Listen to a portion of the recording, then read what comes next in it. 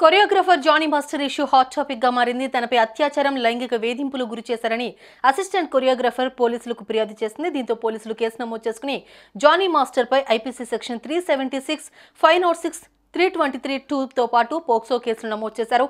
పరారీలో ఉన్న ఆయన్ను గోవాలో అదుపులోకి తీసుకున్న సైబరాబాద్ పోలీసుల బృందం హైదరాబాద్ కు తీసుకొచ్చారు. ఈ క్రమంలో ఆయన సంచలన కామెంట్స్ చేశారు.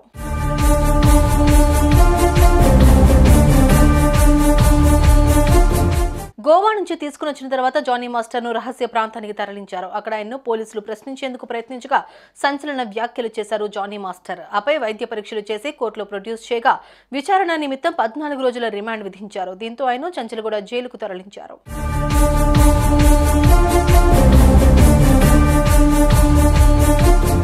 ఈ క్రమంలో గోవా నుంచి తీసుకొచ్చిన తర్వాత సంచలన వ్యాఖ్యలు చేశారు జానీ మాస్టర్. నేను ఎలాంటి లైంగిక వేధింపులకు పాల్పడలేదు.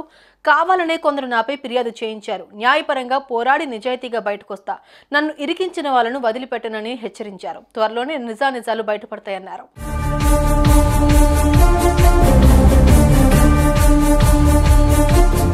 మరోవైపు పోలీసుల విచారణలో జానీ మాస్టర్ సంచలన విషయాలు చెప్పినట్టుగా తెలుస్తోంది. ఈ సందర్భంగా జానీ మాస్టర్ మాట్లాడుతూ, నేను ఎలాంటి లైంగిక వేధింపులకు పాల్పడలేదు. కావాలనే కొందరు నాపై ఫిర్యాదు చేయించారు. న్యాయపరంగా పోరాడి నిజాయితీగా బయటకొస్తా. నన్ను ఇరికించిన వాళ్ళను వదిలిపెట్టనని హెచ్చరించారు.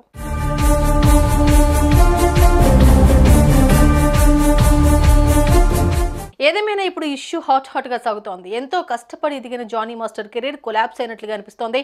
If in case Jani Master అమాయకుడు అని తేలితే మాత్రం అందరూ షాక్ అవుతారు. చూడాలి, బాధిత యువతికి న్యాయం జరుగుతుందో లేక జానీ మాస్టర్ కు న్యాయం జరుగుతుందో.